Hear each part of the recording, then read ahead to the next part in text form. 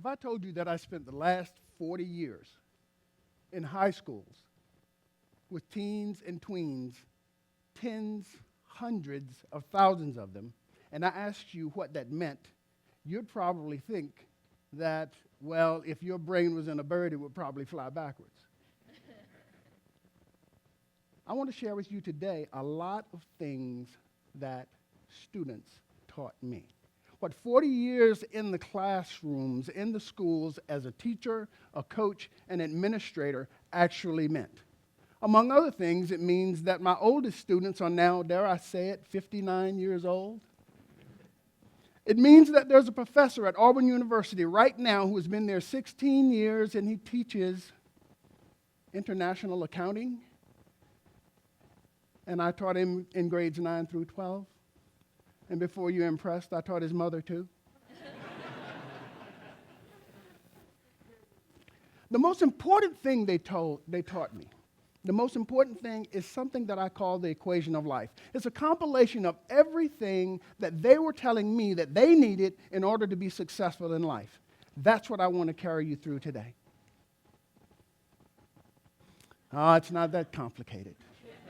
It's not. It's not even math. If it is math, it's 2 plus 2. Follow along. They taught me that if they got to high school, they have a level of intelligence. They never would have gotten there without it. Here's a special piece. They taught me that every last one of them, I have yet to see one that was not gifted in some way. And the adults around them are responsible for finding out what that gift is and spreading a little turf builder on it. We have to fertilize whatever their gift is, and all of them are, in some way. Now, if I look at upper left corner, I times G, what is intelligence times gifts? Alone, it means absolutely nothing. They have to have a square. They have to have an attitude to apply them. Otherwise, it means nothing. We all know people who are gifted. As I said, they're all gifted. But if they're not willing to work, what difference does it make? None. But after all, they're just teenagers. They haven't been in the world very long, so they don't have much time on task. But if they base it on this phase right here, it's foundational to everything that they may want to do in life. That is phase 1. But like I said, they're just teens. They haven't been around very long. They don't have much time. They haven't had much experience. Otherwise, they'll try to convince you otherwise. They will try. But another big hurdle that they need to get across is they need to learn to listen. Listening is a nice bridge, but who do they listen to? We say they should listen to what we call life mentors. If you go back to that little bridge again, you'll see that one of those arrowheads is bigger than the other. Now you know why. Where should most of the listening be done? Who are life mentors? Well, whoever they are, they better be people that you can trust to tell them the truth. You see, on that first line should be parents. And with divorce rates and family problems that you see today, that could be an issue.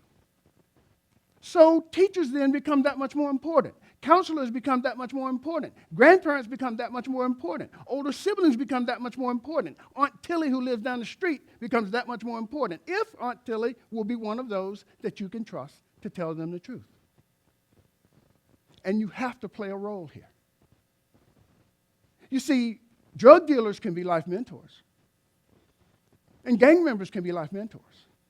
And bullies can be life mentors. Who do you want them listening to? If they follow the equation up to this point, they'll generate a nice quality called responsibility. This is why we give them chores. This is why we give them homework assignments. But they'll try to demonstrate it by asking you for your car keys. And they won't care if you drive a Mercedes. But we all know what might happen if you decide to give them the keys before they demonstrate this. Tragic possibilities. We won't go into those horror stories. If they get this far, they generate confidence. Square root of, because they'll generate confidence in self. That's a good thing. And they'll generate your confidence in them. But confidence isn't quite it, they taught me. Confidence is just belief. Confidence carries with it a sense of doubt. I'm not sure. I think I can do this. I think I can pass this test. You want to take confidence and put it on steroids. Confidence on steroids is faith. Faith is assurance. I know I can do this. It's not a matter of going into a classroom and knowing that you're going to pass the test, but knowing that you're going to ace the test. So it doesn't become a question of whether I'm going to pass it or not, but how high my A is going to be. Can I kill it? Can I shoot 100% on this? And that's where you want them, right there. And once they get there, they get to another dangerous hurdle. They get to what I feel is probably one of the sneakiest, treacherous areas, and that is a 5-letter word called. It's on locker rooms from coast to coast. And coaches are constantly preaching, you got to have pride in this, and you have to have pride in that. But what they taught me was that pride can be a very slippery slope.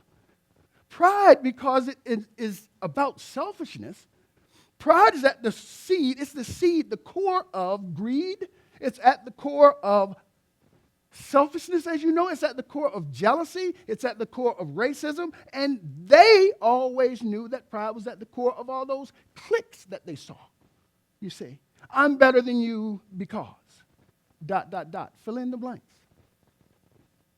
Pride is so sneaky that once you think you've got it under control, you find yourself bragging about how modest you are.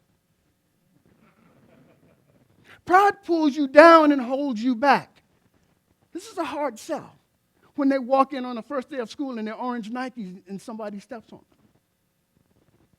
Well, if they get there and they learn phase 2 of life, how do they get beyond that and get elevated and advance forward? They have to learn something called humility. You can't be that. They'll call you a punk. They'll call you weak. But that's the way it is. That's what works. Humility works because it involves forgiveness. They realize that somebody's going to wrong them every day. Somebody's going to bump into them running to their locker because they're late to class. Or somebody's going to step on those orange Nikes. How forgiving can you be? How forgiving will you be? You have to be what we call otherly in your thinking. Because I was a Spanish teacher, I even invented that word in Spanish too. I would say otramente. And it doesn't exist there either. But you know what it means. You know what we mean. Be thinking about that other person above yourself. And when they get there, that's when they start demonstrating wisdom. That's a great thing. Transcendence. And when they get wise, they realize that they are actually not the most powerful thing in the world. There's something out there that's actually more powerful than them. We'll just call it God, but you can make God anything. What if they decided, for instance, to say, well, the most powerful thing what's out there, more powerful than me, is drugs? If they do that, they taught me that drugs will drag me right back down to the pride piece again, and I'm a loser now. Why? Because it focuses on me again. Because the only thing that matters in my life is not my money, not my family, not my job, but my high. And you don't want to go there. That's a dead-end street every single time. Whoever you decide God is had better keep you in that humility, forgiveness, otherly piece. You can advance from there. Always. Now, I looked at this and I said, my goodness, this is really a nice situation. The little W works very nicely with the big W. It's wise to work. Nobody wants to do it, but it always pays off. LeBron James is a heck of a basketball player. Why does he keep working so hard at it? What if that's his gift? Perhaps he's gotten it from whoever he considers God, but somebody kept him humble, perhaps. Is this that circle of life that Simba was talking about? It makes sense. I looked again, and I realized that this was phase 3 of life. The shortest, but by far the most powerful. I knew that if I got kids to this point right here, I could send them to the University of South Dakota, and they'd be just fine. Because they would have had all the ingredients that they need. The recipe is just about complete. Then, as I looked at this a little further, the I and the G have little purple squares around them to remind me that this was all they brought to the table, was their intelligence and their gifts. the rest of what they would learn in life, and that's why we become so important to them, is a matter of choice. And I looked at that and I said, oh my goodness, teenagers have taught me everything I need to know about teenagers. And then I looked a little closer and guess what? That recipe applies to everybody. That applies to you too. And if that were not true, you wouldn't even be here today. You're here because you care, and you look in that equation and you will see yourself. You will see the lady who pulled you aside and whispered in your ear, or the guy, the coach, the teacher, the counselor, the pastor, the whomever. Somebody talked to you because you don't do what you do now naturally. You listened. You chose to listen. You chose to learn. Whenever I talk to audiences and there are women out, I always ask them, what are the 4 C's of diamond purchasing? Those characteristics, and they always say, well, that's cut, color, clarity, and carat. Women always know that.